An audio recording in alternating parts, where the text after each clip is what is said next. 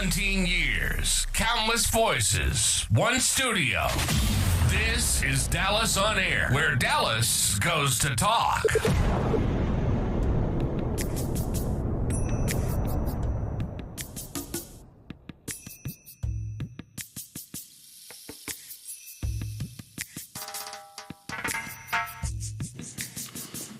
Good evening.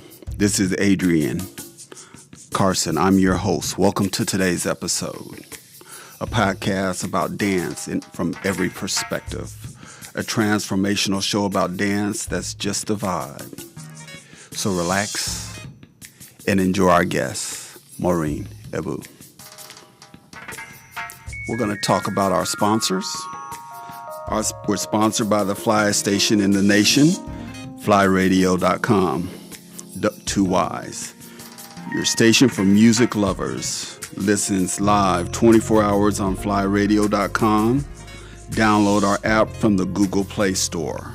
For talent or advertising opportunities, please call 773-FLY-DIVA or 773-359-3482.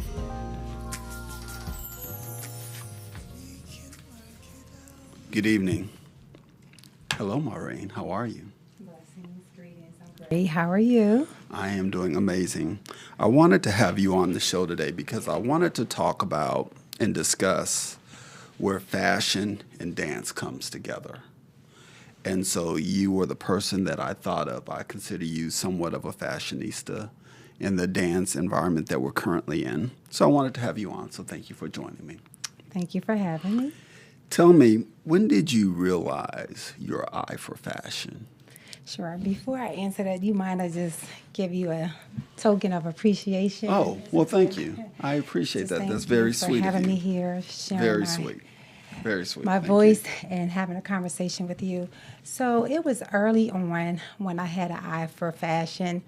I really owe it to my sister, Karen Iwin. So if you're watching, thank you, Karen. She completely owned every runway that she was on. So watching her ignited or sparked my interest in fashion. And in middle school, I took a few sewing classes, so that furthered my curiosity. And I currently have a retail sales business. So I'm working that, and I do have special pieces that I conceptualize that I have special designers bring to life for me. Okay, so you mentioned that you learned to sew. Yes. So did you have the little singer, the big singer? Did you have the kind that my grandmother used to have with the big wheel on the side where she used to push back and forth? It was the big singer. This was well over 2 decades ago, probably 3 decades ago. I was in middle school. You know how they have home economic courses, Mm-hmm. so it was a home economic course that I took in middle school. So it was a smaller singer, but I remember sewing clothes. We had patterns and material that our instructor showed us how to formulate and put pieces together. So that was my experience then. And then just sewing things on my own at home, just trying to piece together ideas that might come to mind. How old do you think you were around that time you noticed your interest in that? Yes, 13. Okay. 13. I had something similar. It was a little bit different. We lived overseas, so we would be able to have our clothes made, me and my godbrothers and everyone that lived overseas. It was relatively inexpensive. Mm-hmm. That's when I knew that we had the flair for fashion. Now, we weren't doing anything creative or ingenuitive, but what we were doing is we knew what we liked. Right. And so we would have the master tailors over there recreate it. And that was from clothing to shoes. Okay. So we would go and we would draw our shoe pattern on a sheet of 8 by 11 paper. Okay. Pick out a design that we liked from a magazine in the States, mm-hmm. and they would make the shoe. Wow.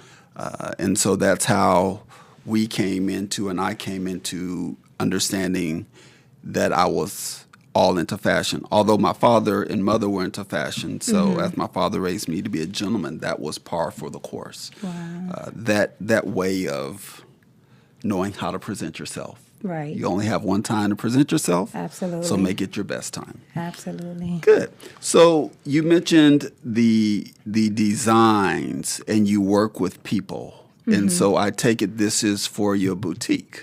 This is for my boutique and for personal items of my own. Okay. Yes. All right. Okay. Tell me when you created your boutique, and the name of your boutique is Get Fly. Get Fly. Get Fly Okay. boutique. Yes. So when you came up with the concept of Get Fly, how did you go about selecting your models and the outfits for those models? Well, when selecting my models, I always looked at confidence was key, first and foremost. Size didn't matter, look didn't matter. It was someone who could be unapologetically comfortable in their skin. So for me, it was about energy. It was about synergy. It was about their presence. It was about how they could wear the outfit and make it stylish.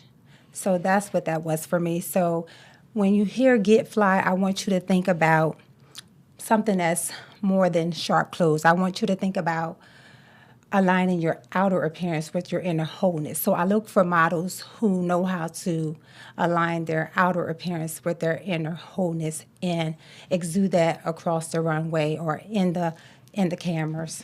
So when you say inner wholeness, is that, as a model, I think of, is that confidence? Is it arrogance? Is it self-awareness?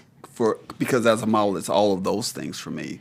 What is inner wholeness for you as you're looking to equip people or to clothe people? That's a good question. It's definitely not arrogance. It is confidence. It's showing up polished. It's being authentic. It's being who you truly are. Because when you truly are fly, the fashion is going to speak for itself. So it must radiate from the inside out. Okay. As you are selecting the type of models that you feel meet that criteria, what determines the outfit that you select for them? For instance, do you tell them or share with them how you want them to move, how you want them to stand? Or if you're doing one of your videos, are you showing them how you would like them to walk in certain outfits? Or are you leaving it up to how they feel that the outfit will envelop them? I try to combine both of it because I do want my models to feel comfortable. But for the most part, I try to align their, like when I first meet them, their personality, how they greet me, their energy, the synergy. So I try to use that to determine what I want them to wear. Then I may model it for them, and I'll sometimes have them choose or select what piece who may feel more comfortable in that. And then they have to do a test walk or a test run, and I have to see them actually like demonstrate that energy, demonstrate the confidence, showing up polished. So if it doesn't have all those elements, then I move on to another model. But it's all with style, it's all with grace and in love. And so, and they're at the end, they're all comfortable with it. And sometimes they're not comfortable, like maybe showing more skin. So they pass up on those pieces. So it's a collaboration. How do you go about procuring your models to you? Is it by word of mouth? Is it by ad? How do you go about getting your models? Most of it is word of mouth, and then most of it is they have those flyers where they look for models. They'll have the model calls. So through the model calls and mostly word of mouth. Okay. Yes. So let's talk about this fitness component of your brand. Yes. When did fitness become important to you? Wow. So fitness became important to me at an early age. I was always athletic. I was an athlete. So as a teenager, watching my dad battle diabetes and watching my mother care for him holistically, that showed me the deep connection between health, wellness, strength. And so, with that being said, that whole journey with my dad battling diabetes, it shaped my commitment to fitness and just the overall wellness. Okay. One of the things that I was shocked to find out, and you don't know what you don't know about people, is you have 5 children. Yes. Tell me about them. Because it doesn't look like you can kick out that many, or you did kick out that many. Yes. I guess that has a lot to do with your fitness as well as your wellness awareness. It really does. It does. So what's the age of your kids, and what's their names? Sure. I have 5 sons. I'm going to start with the oldest, Victor. He's 30 years old. Art Shannon Harrison Jr., he's 21. Justin, he is 19. Austin is 17, and Preston is 15. Okay. Yes. All right. I don't want you to get in trouble by not mentioning and acknowledging them. I appreciate that. So how did 5 kids come about? Did you always want a big family, or was it a guess what? No, truthfully, I always wanted a big family. I actually wanted 8 children. How many? 8. Yeah. Okay, that's 2 hands. That's half of what my mother and father had. So I'm one of 16. So coming from a big family was something that I always enjoyed. And so it seemed like it was just second nature for me. So I always wanted the big family. But 5 was the end mark. Okay. And did your fitness evolve into something different from those 5 young men to getting back in shape, or did you kind of stay in shape all along, or was it, I need to get back to your elasticity prior to the children as far as your fitness journey? I was always fit, even during the pregnancy, throughout the pregnancy, after the pregnancy. It was a lifestyle. It is a lifestyle.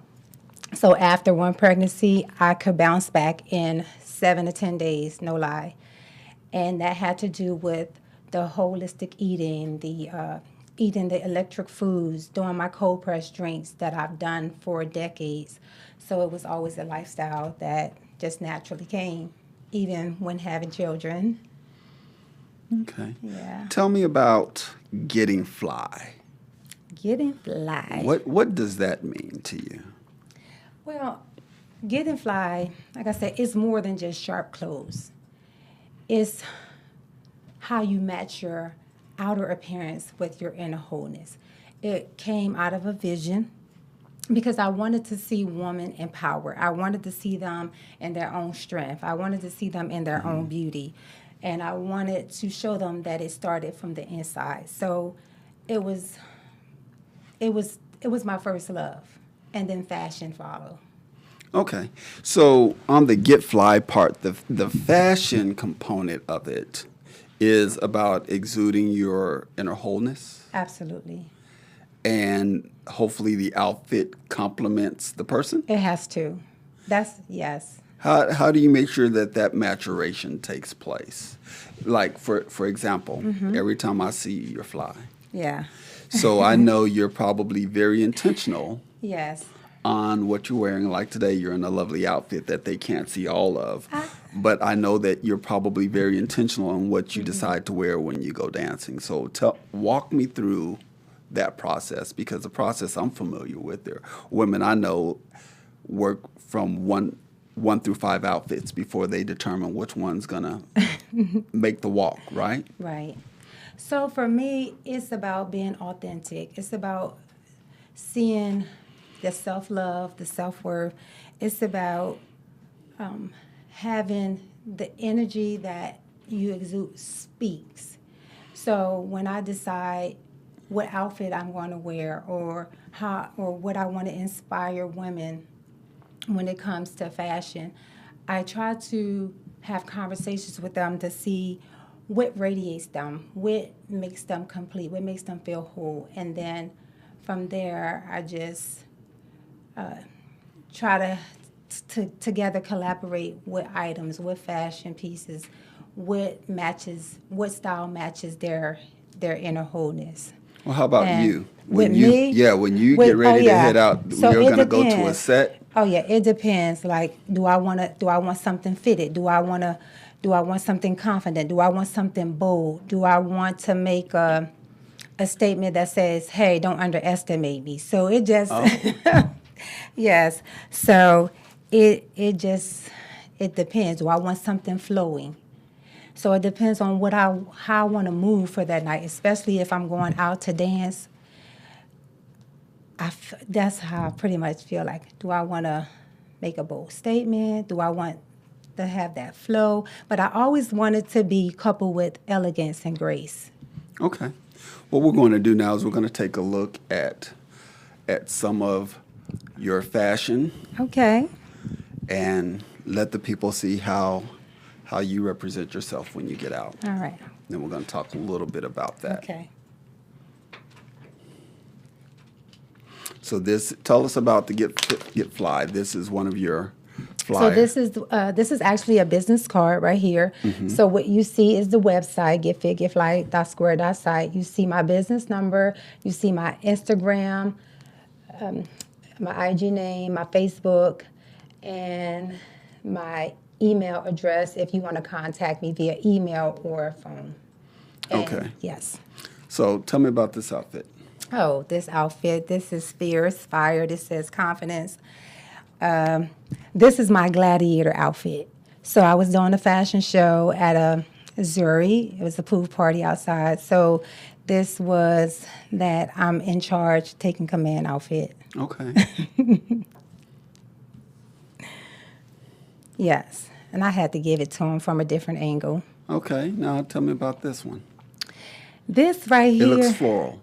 Yeah, it is very floral. This was at a luau, so I wanted to be more luauish, more Hawaiian, and I wanted to be soft, strong but soft. Okay. So that's what I see when I look at these pictures, particularly that one, strong. but And where did you find this outfit at? Oh, Because this is a particular outfit. this is particular. This is special. Okay. All right. All right.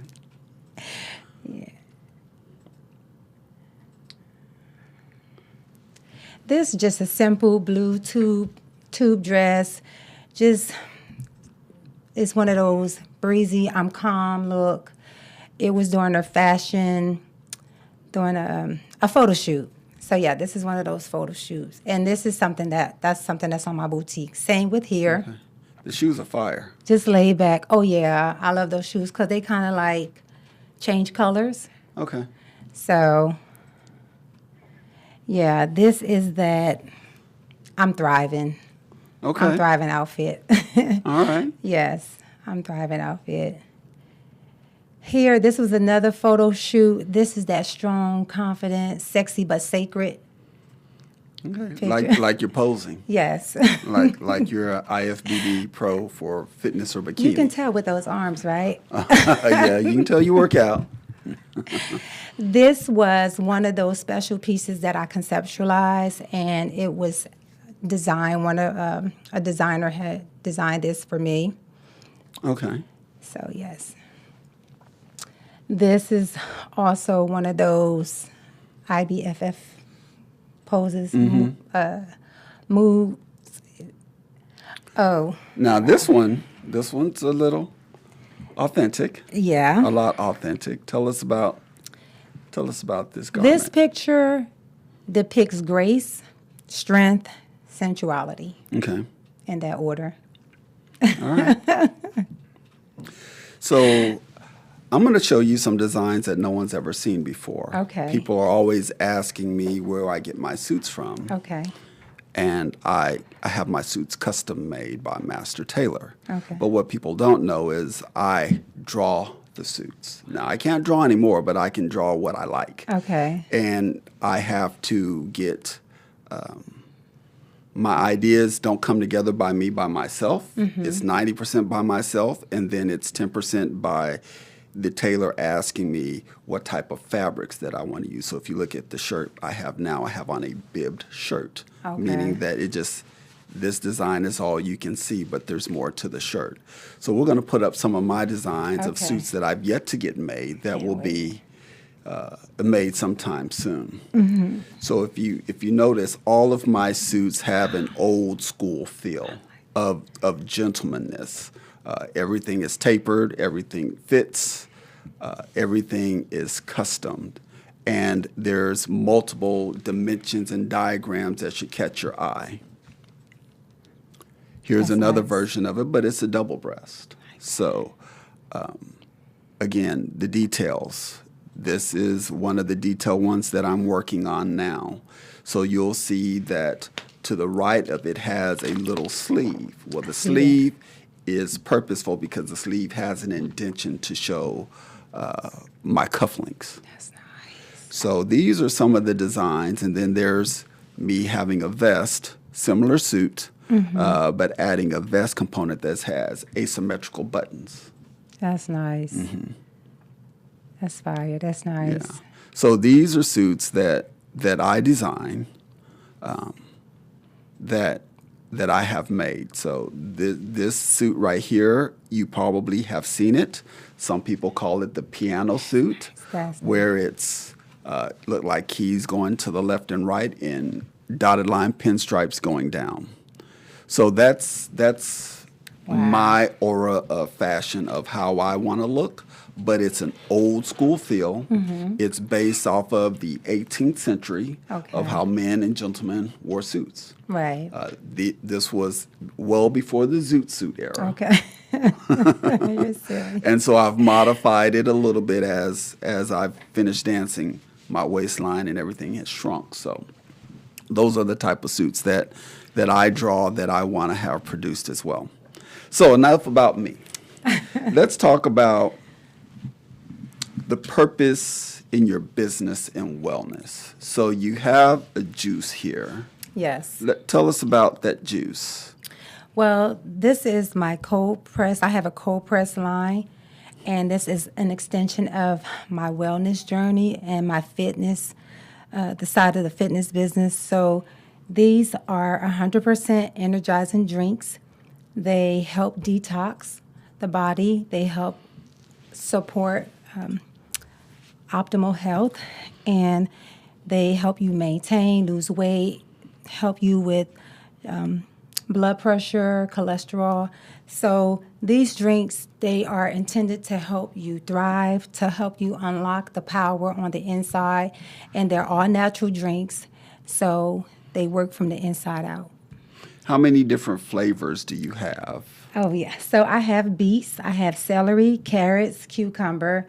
I do a garlic drink, ginger, kale, pineapple, aloe vera. I do carrots. Well, you see other, but I do carrots. This right here is a green apple celery.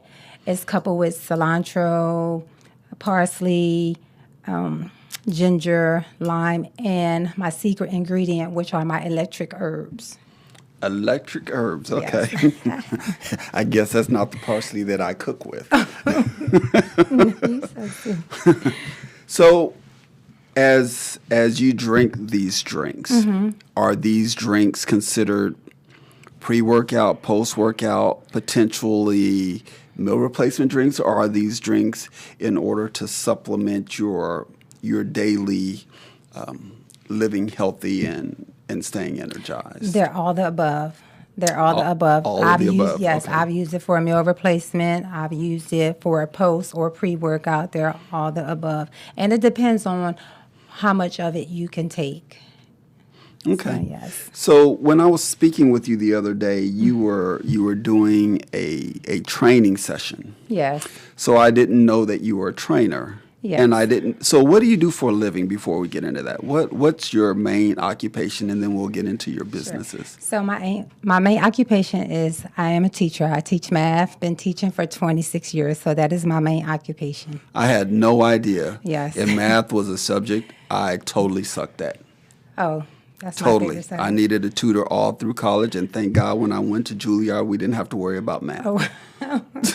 But that's what I do. I've been doing it for 26 years. Okay. Yes. I think it's important for people to understand that because all we see is what you show us and how you present yourself. But the groove is all about what happens, what people don't know about us other than dance. We are very intricate. We have multiple businesses and we have multiple ventures that go towards our sustainment and the sustainment of others. So I wanted to make sure that I pointed that out because some people may see you and say, "Oh, okay, that's Maureen," but they don't know you. They just know what they see. Thank you. So I think that's important. So your approach to staying lean and strong, what is that approach? How does that approach look? My approach to staying lean and strong is basically consistency. So what time do you get up in the morning to start this process? Anywhere from 5:30 to 6, between 5:30 and 6 a.m. So consistency over perfection. So at 5, what are you doing? Are you going to the gym? Are you doing Pilates? I have a home gym, so at 5, I'm doing workout at home. Then I take my shower. That's good. I get my tea. And I get dressed for work, and I meditate either before work or driving to work. I'm at work. I may not eat until 1 o'clock. So while I'm at work, I may eat at 1. If I don't eat at work, then I'll just wait till I get off work and eat. So I have like a 6-hour window when I eat. And I'm training after work, training others, or again, working out myself. And then I try to be in the bed before 9 o'clock. That's something unheard of for me. Yeah. So you get up, you work on your leanness is what I'm hearing. Exactly. Of making sure that you're in the right mental state. You're working on your strength because you're working out. Yes. Pre-work, Yes. pre-work, and post-work. Yes. Okay, and how long do these sessions typically last that you put yourself through? Well, they last anywhere from 15 to 30 minutes. I don't have to do I don't need a lot of time because I do intense training. I do a lot of HIIT. So anywhere from 15 to 30 minutes tops. Okay. Yes. All right. I get it in, I get it out. I like that in and out. Yes. Tell me about how you got involved in dancing. How old were you? How did you go about it? Did you happen upon it? You said you shared that you were athletic, but how did you get involved in dancing? So I've always danced. It's always been a part of me. I grew up with music. I grew up with rhythm. So it started as early as 5 years old. I did praise dancing, liturgical dancing. So it's always part of me. However, stepping in ballroom, it gave me a new way to exemplify and express grace, the strength, and the sensuality. And so I've been currently stepping, ballroom, DFW swing out. And so any dance that allows me to show elegance and grace and connection. So at one point, you were teaching Detroit Ballroom. That's Yes. a ballroom you're speaking of, right? Yes. How did you happen upon doing that? Because a lot of people probably knew of it back then when we first started talking about Detroit Ballroom, but you were teaching it. So tell me how was. that came about. Sure. So, you know Ricky Rose. So Yes. Yes, my rest, late. rest in power. Yes, rest in power. So my late fiance, Ricky Rose, he was the one who first exposed me to ballroom. So through him, I fell in love with the dance. I fell in love with the culture. Together, him and I began to teach it. We began to share our passion to anyone who was eager to learn. So it was about building a community and not just about taking steps. So, and again, with that, we wanted to just embrace the elegance of the dance and the connection of the dance. So you mentioned 3 dances. Yes. Detroit Ballroom, Chicago Stepping, and Swing Out. Yes. Which one do you enjoy the most? Honestly, as boring as some people may think it is, ballroom. I do. I'm sorry. I think you're making fun of me because I said it can be boring, but that's okay. Which dance are we talking about? Ballroom, Detroit ballroom. Okay. I love that.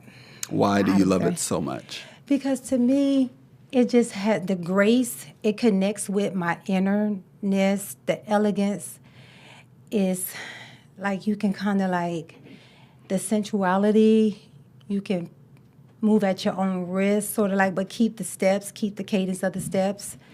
I just love the connection. Okay. All right. And I find myself ballroom into slow, medium tempo, high tempo.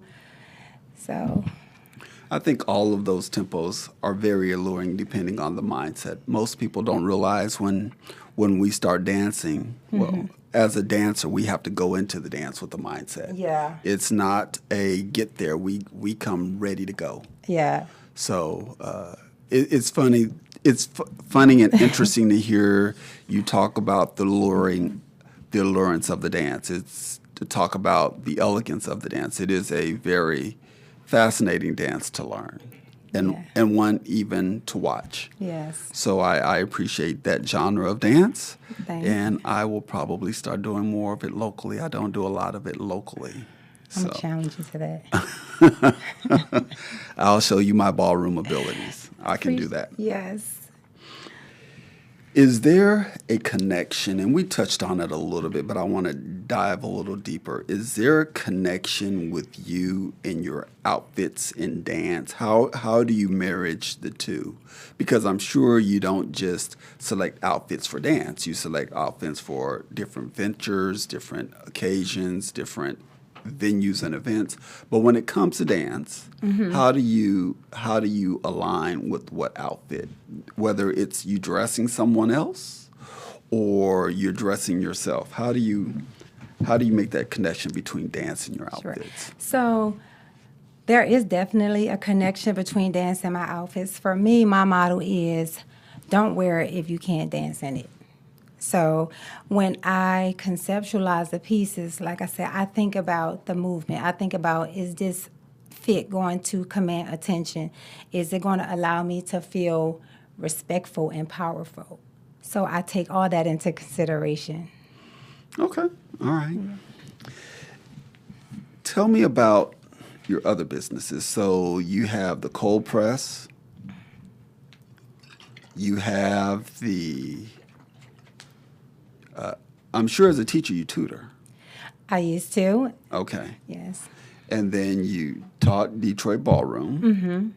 And then you have a fitness wellness business. What else? I think you've written a book. Yes. Let's talk about the book. Okay. So what's the name of the book?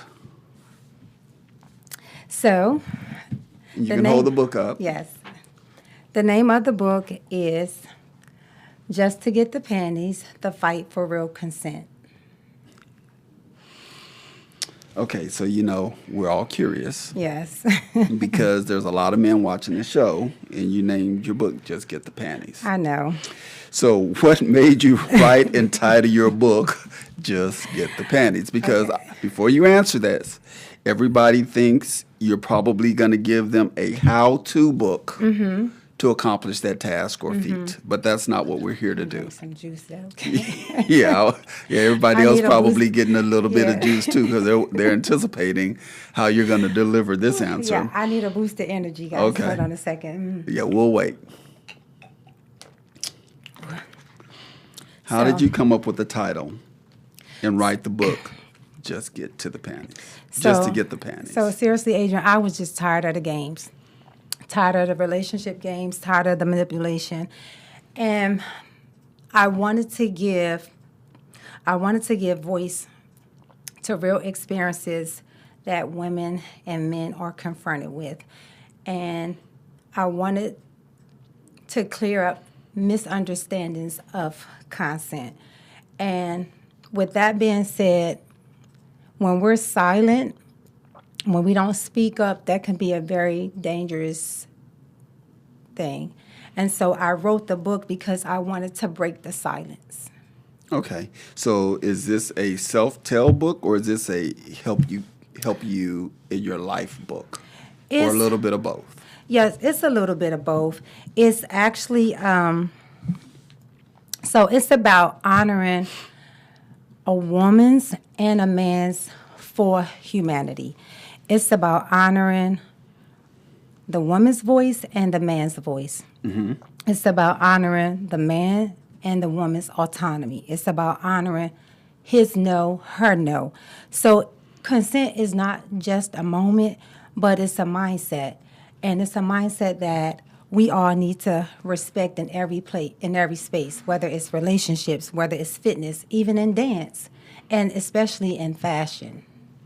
Okay. So when you say a fight for real consent in your book, I'm thinking an advance in someone saying yes, or someone saying that I accept your advance, or I'm willing to consider an intimate moment, potentially. Is that the consent you're talking about? Well, I'm talking about the consent that is that redefines or that is freely given and informed agreement. Okay. So give me facts. Don't defraud me to get something out of me. So give me, sometimes we consent, but it's not based on true information. Running game. Running game. Okay. And so it needs to be redefined in legal terms. And so when I look at consent and when I think about this book, I see consent everywhere. Like it's in how people touch you in the gym. It's in how assumptions are made when we're dancing closely. It's how someone perceives you based on what you wear. So it has to be boundaries, and there must be respect. I remember dancing with someone, and I guess because we were grooving and everything was going well, they assumed that more was to come. Oh. And they didn't respect my autonomy, so they made a pass that was not warranted. They made a pass that I felt was disrespected. So the concept of consent, it goes beyond relationships. We find it in areas like fitness and dance. So you said something that makes me think about work. But then you also said something that makes me think about just real life interactions. So I guess consent means, am I respecting your space? Absolutely. Or how close or how far I am from you. Absolutely. My takeaway from your consent perspective is permission needs to be conveyed and understood. Absolutely. And agreed upon. Absolutely. And not assumed. Absolutely. So although all of the dances that you mentioned are very sexy in nature and up to interpretation, it's still just a dance. Absolutely. And I think it's important to note that when we're dancing, it's not necessarily about that individual, but creating those type of memories. Absolutely. And creating that moment where you are willing to give of yourself in a small time frame, 2.5, 3 minutes. 3 minutes, yes. And feel some type of euphoric or feeling that allows you to revitalize who you are as an individual, and then you transition to the next dance. Absolutely. Okay. Absolutely. So from a consent perspective, my understanding is, in all of our dancing, the public address is similar to a slow dance. Yes. And so men assume that that is the natural acceptance of dancing with you. And so in that instance, how have you found yourself to stay safe and be boundaries without having some of the closeness that happens in some of our addresses to these social dances? I just set expectations. I make it known what's acceptable and what's not. I've had to let men know your hand belongs here, not there. Okay. Or I just bring my own dance partner. The one that is, that's going to... That's already been vetted That's on already the been vetted, expectations. exactly. So they know what the standard is. Exactly. There's no They know what the standard is. I can't say that I've done that a lot as far as bring my own partner. I don't get a really chance to do that. But at times I can understand that. So consent and just and just to get the panties. It's not about the panties. It's not.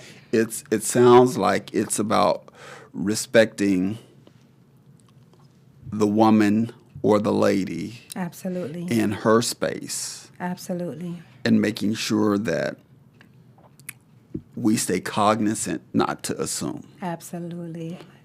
So we have to ask for permission verbally and non-verbally. Absolutely. We have to read the room to understand that if we're approaching and you're Yes. backing up, we probably need to stop. Or if someone's coming to greet you, we have to pay attention to how you extend or retract in order to respect your space, which means that we have to have a little bit more self-awareness, right? Absolutely. I love Okay. how you put that. Absolutely. In a nutshell, it's about boundaries and respect, always. You know, and that's two-sided too, right? It's two-sided from a perspective of social dancing.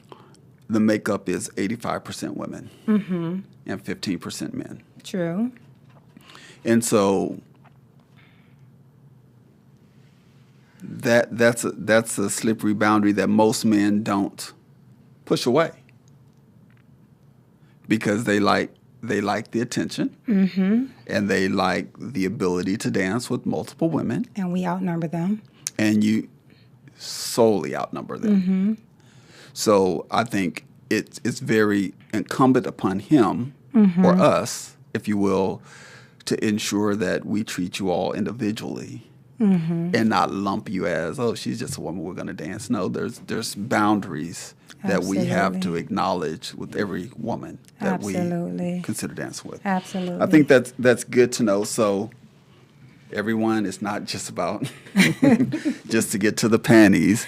It's Right. actually osmosisly different. It's you're not going to get to them Exactly. if you don't, or even be considered Ooh.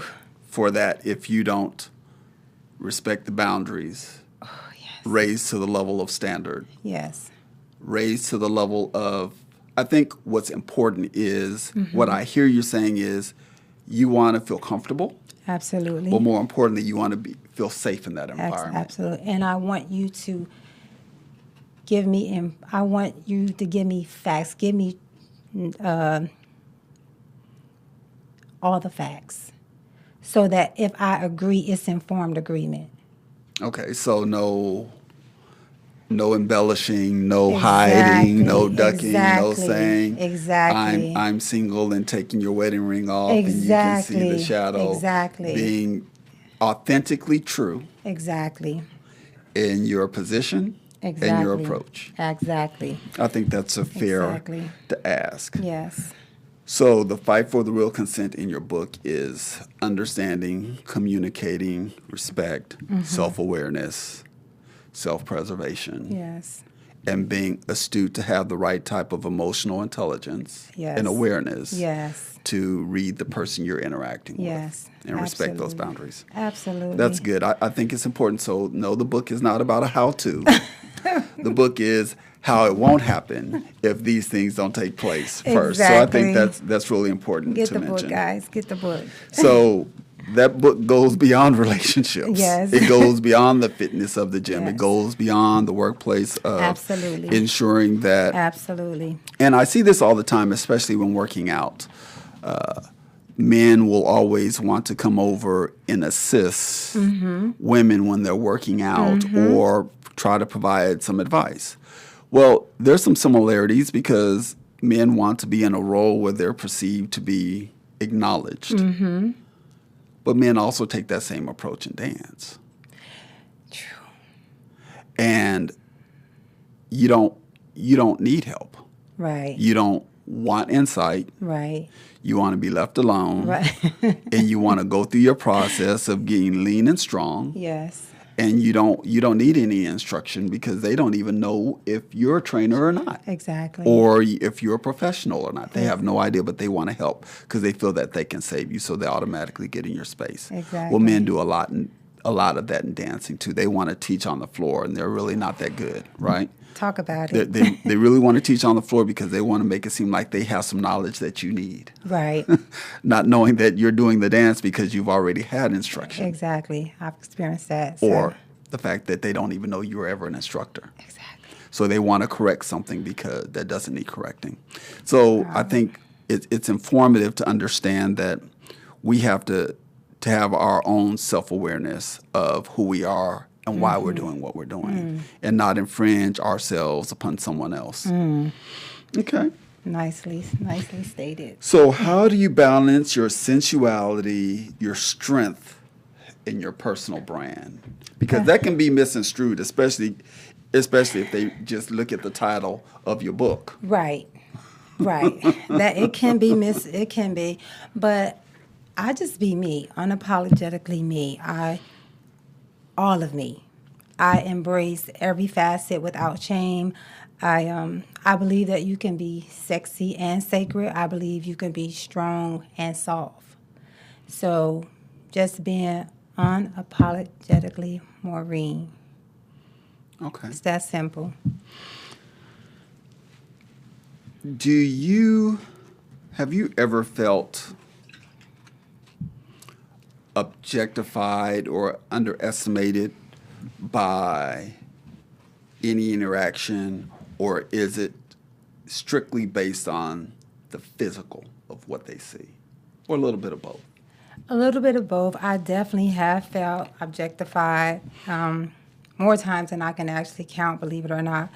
But the energy that exudes, the vibrant person that I am, I'll outshine all the false perceptions. I'll outwork all the false perceptions, and I just stay focused so that I can outlast those false perceptions or how people underestimate me. I just stay tuned in on my vision and my mission. So when you talk about your vision and your mission and the fact that you're objectified, do you think your sensuality is part of that objectified that you feel? Or do you feel that it's that, or is it possibly your outfit choice for that time? Or do they ever cross over, or are they just kind of separate for you?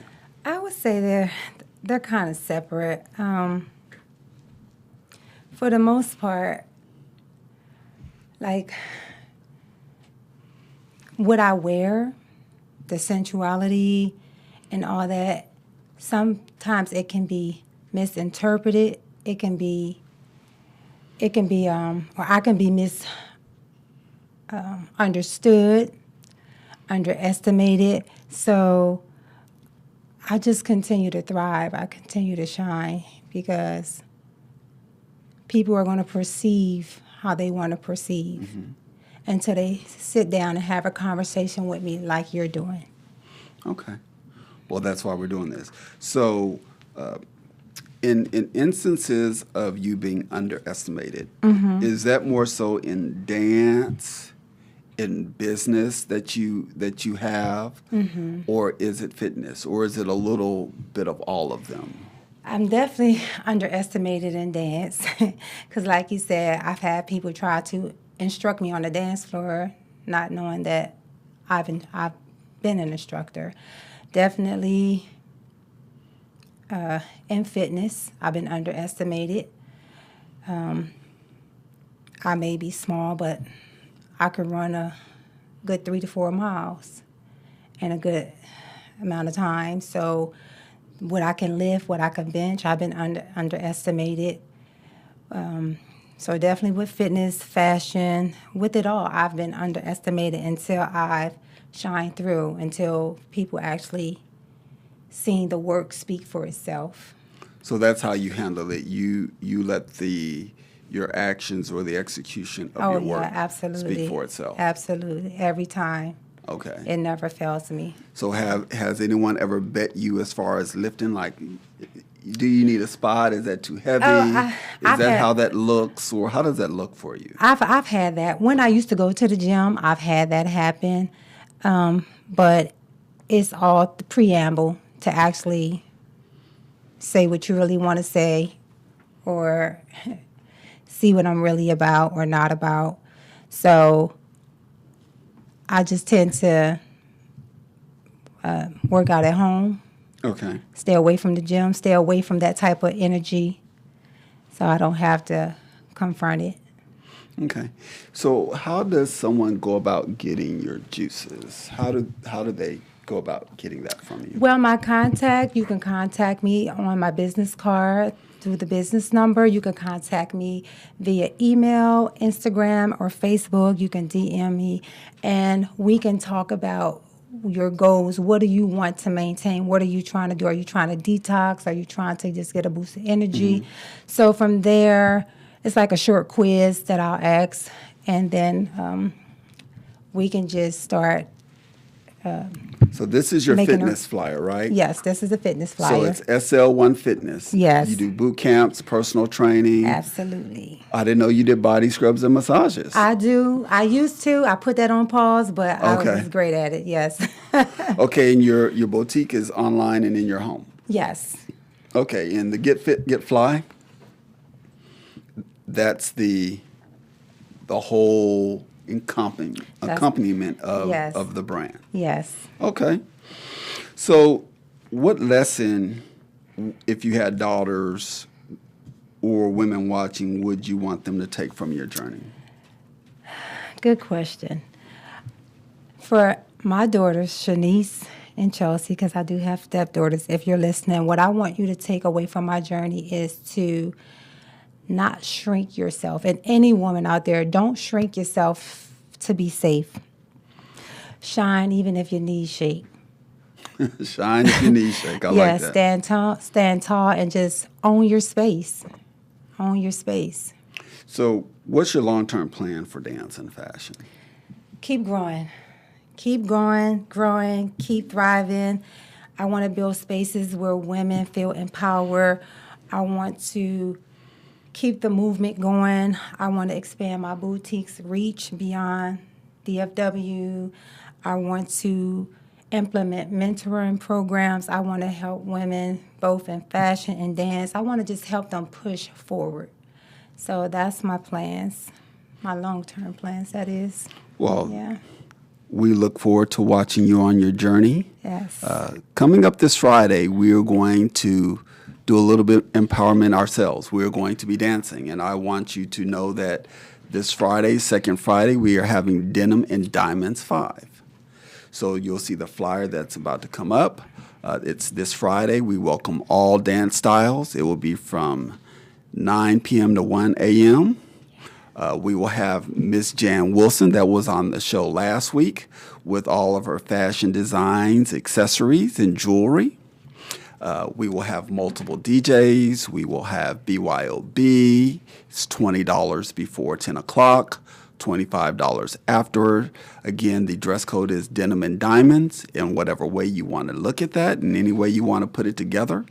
There will also be a free buffet that has vegan-friendly options. And so we hope you come out this Friday at 2155 Marsh Lane in Carrollton, Texas. I know we have people coming in from California. We have people coming in from New York. We have a few people coming in from Louisiana. So come on out and hang out with us. It's a very mature, grown vibe. We have a good time. All dance styles are welcome. So we look forward to seeing you this Friday. Beyond that, we have a graduation coming up. And so as everyone knows, or if you don't know, I teach Swing Out and Chicago Stepping. And I haven't had a graduation since before COVID. And so my last graduation, all of my graduations are sold out. People come from all across the country to our graduations. And the last graduation we had in 2019, we had 350 people in attendance. And so it's a 5-star event. It's after 5 attire. We have a 3-course meal. We also have 3 separate groups of professional dancers that are at the height of their dance career and dancing professionally that will do presentations, dance presentations for the graduates as well as the people that are attending. We will also have a showcase of the graduating Chicago Steppers that I've been teaching, as well a choreographed one as well as a choreographed routine that I'm also teaching the swing out class. So it's a must-see. We have a lot of treats. We will have a popcorn bar that you can self-serve and make your own variations of popcorn. The cost is minimally $100. You can do that via Zelle. You can go to the website. You can take the flyer. And all students will be selling tickets. So if you come this Friday, they're going to ask you to come support them. And I guarantee you that you want to get your ticket now because all our tickets are sold out. There's no paying at the door to get in because we're already at capacity when we get to that point. So the name of the graduating class is Insatiable Elegance. Every class that we name is based on the temperament of that particular class. So you're going to see a whole lot of sexiness, a whole lot of grown woman, grown man looking elegant. Yeah. And so I implore you, if you haven't been, ask someone. You can go to our YouTube page and see our previous graduations. It's standing room only, but we're not standing. The hotel is the Renaissance Dallas Addison, and we have a room block. If you want to stay like me, that's $169. You just have to go to the invitation on Facebook or talk to one of the graduates selling tickets, and they'll be happy to get you. We also have vegan options as well as a full-plated option. So we hope that you come out and support our graduates. It's our way of introducing them into the dance society. Is also our way of letting everyone know that we're here and Groove Theory Dallas is back as far as our graduations and the class of the dancers that we put out. So with that being said, we appreciate you. Next week, we will have my instructor for Chicago Stepping, Brian Steppen B, that will be meeting with us and talking about his journey from the world's largest to his teaching, from his moving to Chicago to LA, and how I bring him down here as often as I can. So Maureen, thank you again. Thank you. For joining us tonight on The Groove. Thank you. We look forward to seeing you soon. Yes. And everybody take care and stay blessed. Until next week.